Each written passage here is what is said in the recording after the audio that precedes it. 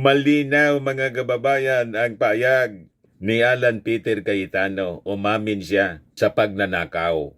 Pero yung kanyang kapatid, pandaraya, vote buying, pagsisinungaling, umamin na. Pero mga kababayan, kinontra siya ng mismo niyang kapatid. Yung kapatid niya ayaw pang umamin. Nilaglag ka na ng kapatid mo.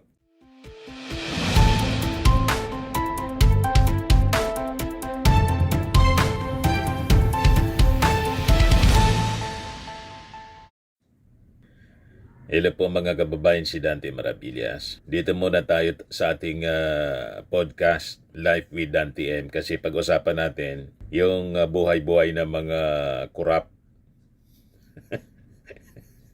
O diba? Kumusta ang buhay ng mga kurap?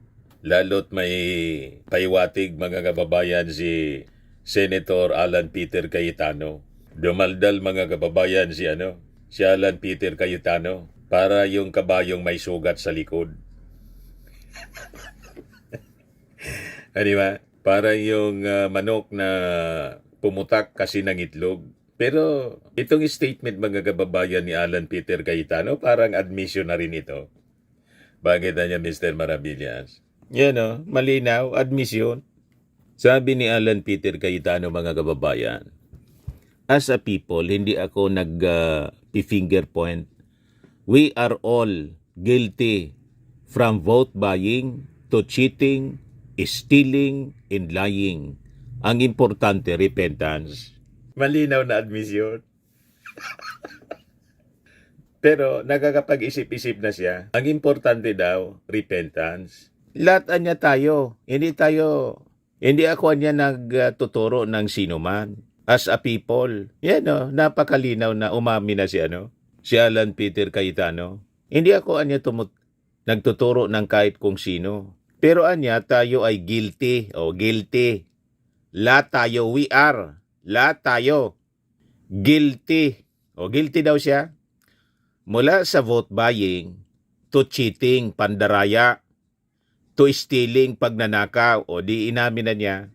Kasama siya sa mga magnanakaw. We are all guilty from vote buying, to cheating, stealing, and lying. Ang importante, repentance.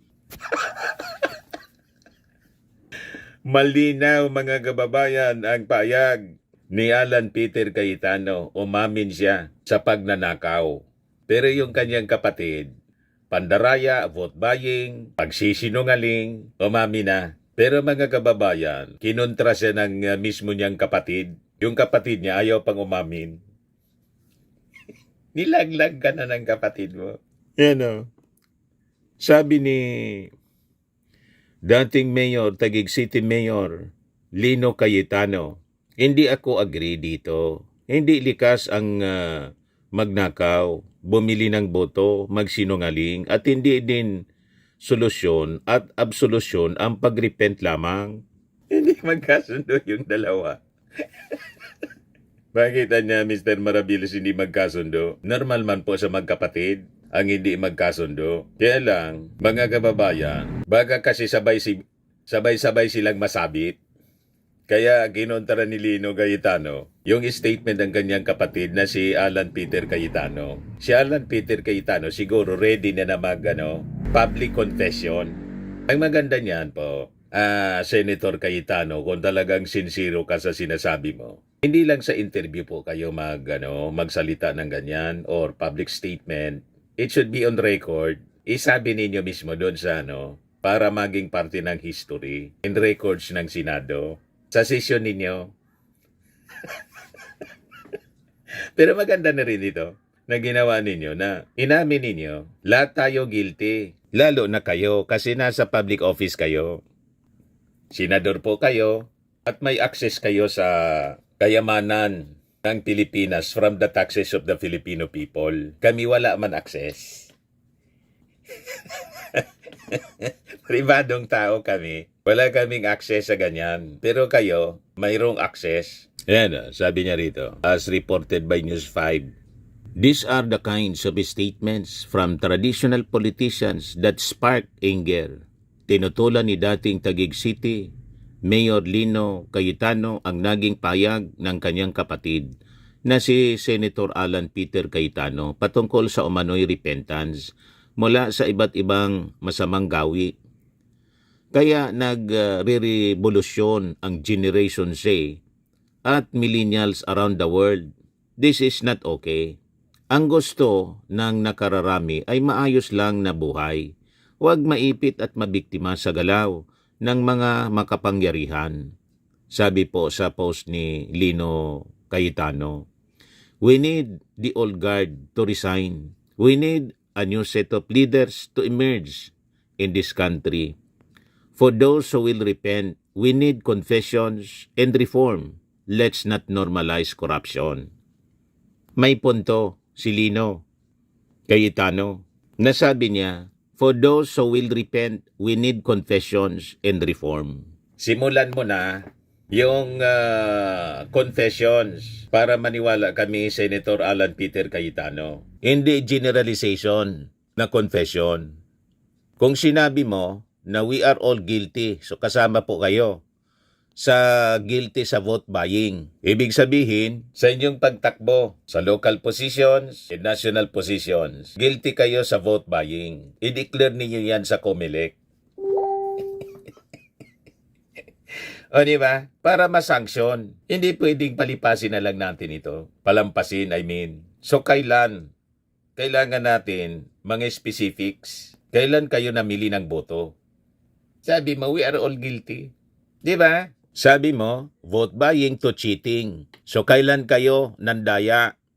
I-confess na ninyo yung specifics, yung detalye. Kailan nangyari yon? Hindi kayo yan patatawarin ng ating Panginoon. Pag ganyan lang, kahit nga sa mga prayers natin, dapat specific. Di ba? Yung inihiling natin sa ating Panginoon, pati confession. So yun ang challenge natin kay Alan Peter Cayetano. Kailan kayo nandaya? Anong partikular na bagay at pangyayari na kayo nakapandaya? Diba?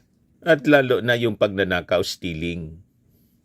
Ano-ano po yung mga ninakaw ninyo? Kasama ba yung pagnanakaw sa kabanang bayan? Lalo na ngayon, issue yung flood control scam.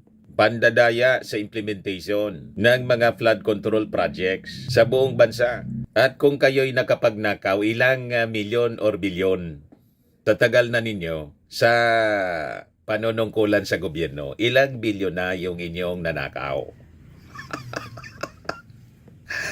O diba? Para maniwala kami sa statements po ninyo, lalo't mismong mula sa bibig ninyo, inamin ninyo na lahat tayo ay guilty. Ibig sabihin, kasama po kayo. We are all guilty from vote buying to cheating, stealing, and lying. Ang importante, repentance. Dyan po sa Taguig, ang sabi, marami ding project dyan si Diskaya. Yan po. Ano yung mga project sa Taguig City na sakop or lugar ng mga Cayetano? Construction of slope protecting along Taguig River facing downstream. West Bank Package 5, Taguig City. Ayan o. St. Timothy Construction Corporation, 94 million. Construction of slope along Taguig River facing downstream West Bank, Package 6, Taguig City. Alpha Omega General Contractor and Development Corporation, 96,000 o 96,500,000.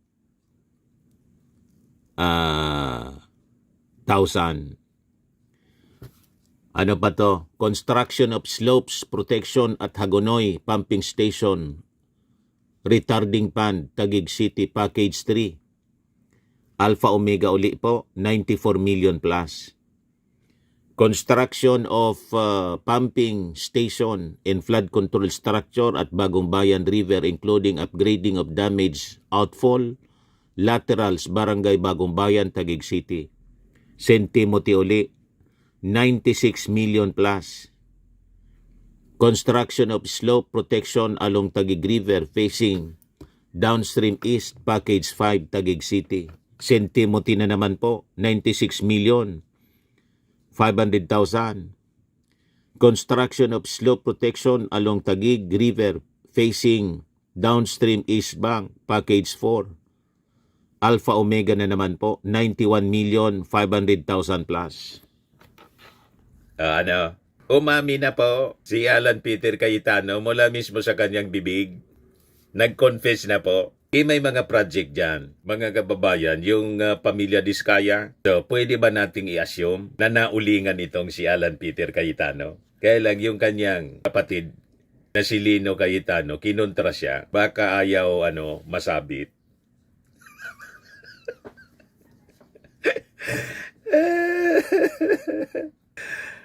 Naulingan po ba kayo, Senator? Tanong man lang po ito. Kayo kasi, mula mismo sa inyong bibig. We are all guilty from vote buying to cheating, stealing and lying. Importante repentance. So ano niya, Mr. Maravillas, ang basa mo, bakit yan sinasabi ni Alan Peter Cayetano? Ang basa ko po, mga kababayan, kinokondisyonan ni Alan Peter Cayetano ang isipan ng ating mga mamamayang Filipino sakaling sumabog ang investigasyon na ginagawa po ng Senado, pati ng Independent Commission, pati ng Kongreso, sumabog sa kanyang pagmumukha. Kinokondisyonan niya. Di ba po, mga kababayan? Diba niya sinabi ko na we are all guilty from vote buying, cheating, stealing, and lying? Importante yan, repentance. Kaya pag sumabit sa investigasyon yung kanyang pangalan, nakapagugas kamay na siya. Pero hindi man po yan madadala sa ugas kamay po.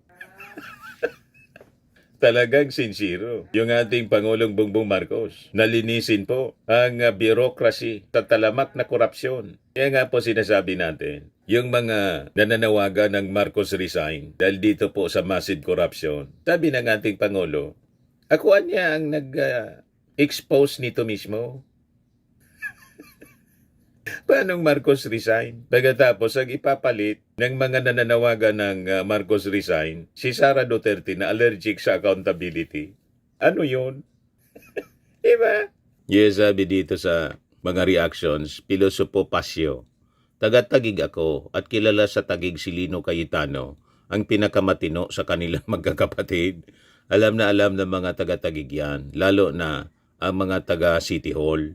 Sabi ni Oscar Martin Romero, we are all guilty.